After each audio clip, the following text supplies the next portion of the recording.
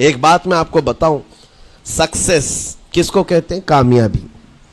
اور ہر کوئی یہ کہتا ہے کہ مجھے سکسیس کی طرف سفر کرنا ہے.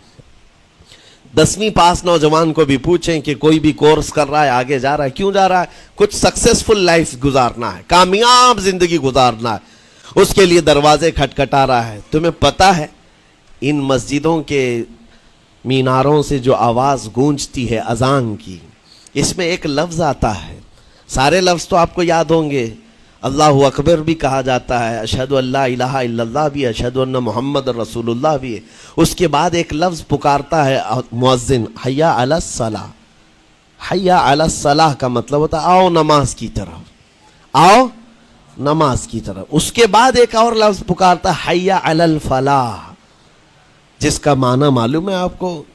مؤذن یہ کہتا ہے آؤ کامیابی کی طرف، آؤ کامیابی کی طرف. ٹوٹل یہ دن میں 10 بار مؤذن پکارتا ہے.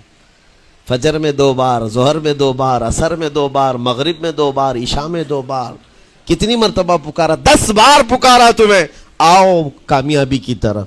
لیکن ایک بات یاد رکھو، یہ پکارنے والے مؤذن کی حالت مت دیکھو کہ یہ پکار رہا ہے، بلکہ یہ رحمان کی صدا ہے، یہ اللہ کی صدا ہے جو تمہیں بلا رہا ہے. یہ تو اپنی آواز اور اپنے الفاظ سے ترجمانی کر رہا ہے اور تمہیں اللہ کی صدا تمہارے تک منتقل کر رہا ہے. لیکن حقیقت میں بلانے والا کون ہے؟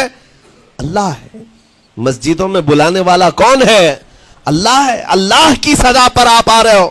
اب سوچو، جو رحمان تمہیں 10 مرتبہ دن میں یہ بات پہنچا رہا، آؤ کامیابی کی طرف، آؤ کامیابی کی طرف، تم اس چیز کو چھوڑ کر کے کامیابی ان لوگوں کے سامنے ڈھونڈنے نکلے جن کو پیشاب کرنے کا سلیقہ نہیں معلوم، جن کو کھانے پینے کے طور طریقے نہیں معلوم. ان لوگوں کے پاس ہمارے بچے اگر کامیابی ڈھونڈیں گے تو بات یہی ہے، ٹوپی کو سر پر پہنو تو اچھا لگے گا، لیکن دوسری جگہ پہننے لگو تو بیوقوف کہیں گے، ظلم کر رہے ہو ٹوپی کے ساتھ. اسی طرح میں کہتا ہوں مسلمان کو اللہ کی بارگاہ میں آ جانا سب سے بڑی کامیابی ہے. اور اگر دوسروں کے ہاں در در بھٹکتا ہے تو گویا کہ اس نے اپنی حیثیت کو ہی گرا دیا ہے. اسی لیے اقبال نے کیا کہا تھا، بہت اچھی بات، کہ وہ ایک سجدہ جسے تو گراں سمجھتا ہے. گراں کا مطلب کیا؟ بھاری. ایک سجدہ کرنے میں تو بھاری پن محسوس کرتا ہے. وہ ایک سجدہ جسے تو گراں سمجھتا ہے، ارے 1000 سجدوں سے دیتا ہے آدمی کو نجات. در در جھکنے سے تو تمہیں بچا لیتا ہے. اس کے سامنے بھی جھکا، نیتا کے سامنے بھی جھکا، سیٹ کے سامنے بھی جھکا، پولیس کے سامنے بھی جھکا، جج کے سامنے بھی جھکا، سب کے سامنے جھک رہا ہے. ایک سجدہ یہاں کر لے، مولا ہر سجدے سے تجھے آزاد کرتے. یہاں جھکنے والا پھر کہیں اور نہیں جھکتا.